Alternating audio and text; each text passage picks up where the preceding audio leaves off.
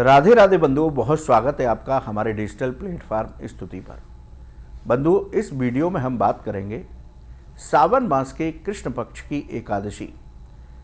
इस व्रत को रखने से किन फलों की प्राप्ति होती है, इस व्रत की कथा क्या है।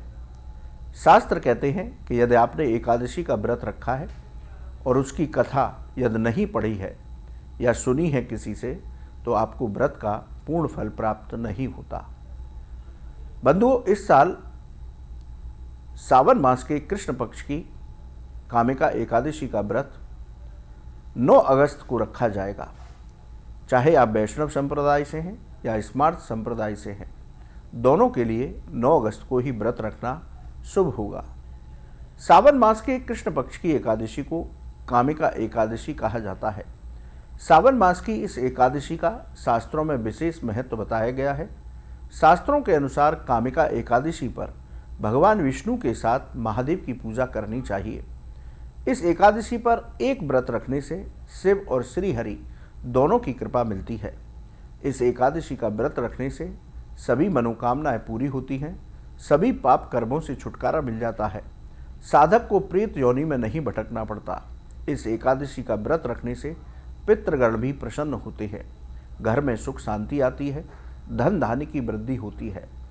इस एकादशी पर व्रत रखने के बाद कथा को पढ़ना या सुनना अवश्य चाहिए, तभी व्रत का पूरा फल मिलता है। आइए जानते हैं कामिका एकादशी व्रत की कथा क्या है। एक बार धर्मराज युधिष्ठिर ने भगवान श्री कृष्ण से कहा कि आपने मुझे देवशयनी एकादशी का महत्व और कथा सुनाई। अब हम सावन मास के कृष्ण पक्ष की एकादशी का महत्व जानना चाहते हैं।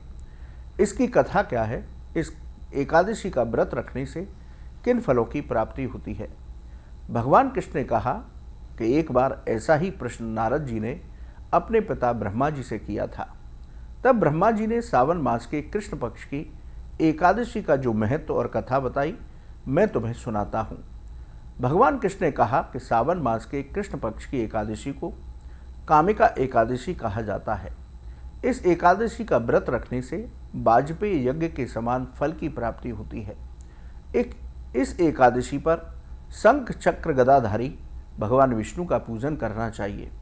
इस एकादशी का व्रत रखने से भगवान विष्णु के चरणों में भक्ति प्राप्त होती है, साधक को पाप कर्मों से छुटकारा मिल जाता है। सोना दान करने का जो फल मिलता है, वो फल इस एकादशी के व्रत से मिल जाता है। अंत समय पर भगवान विष्णु के वैकुंठ लोक में स्थान प्राप्त होता है। भगवान कृष्ण कहते हैं धर्मराज युधिष्ठिर से, आइए अब इसकी कथा सुनाता हूँ। एक गांव में एक वीर क्षत्रिय रहता था।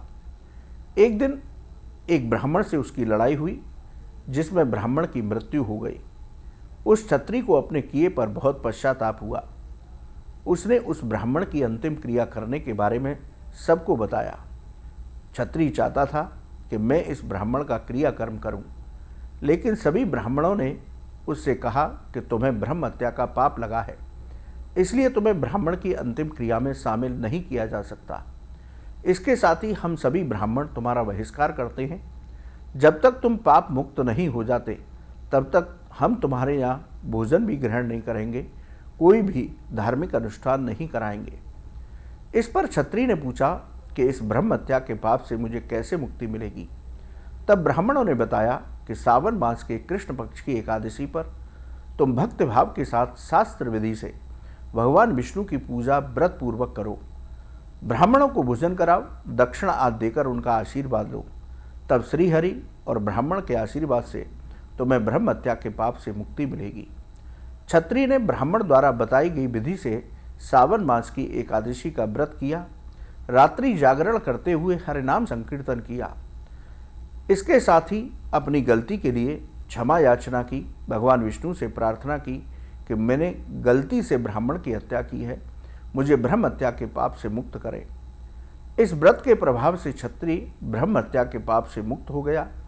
भगवान कृष्ण कहते हैं युधिष्ठिर जी से कि हे राजन, कामिका एकादशी का व्रत रखने से ब्रह्म हत्या जैसे बड़े पाप भी समाप्त हो जाते हैं।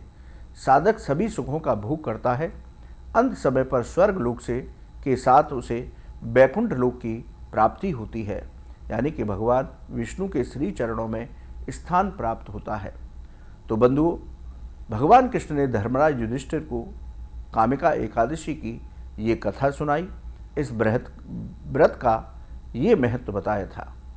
इसलिए हम सभी को सावन मास के कृष्ण पक्ष की कामिका एकादशी का व्रत शास्त्र विधि से रखना चाहिए, विधि विधान के साथ पूजा करनी चाहिए, जिससे कि चतुर्भुजी भगवान श्री हरि की कृपा प्राप्त हो। बंधु, आपको ये वीडियो कैसा लगा कमेंट बॉक्स में लिखें। राधे राधे।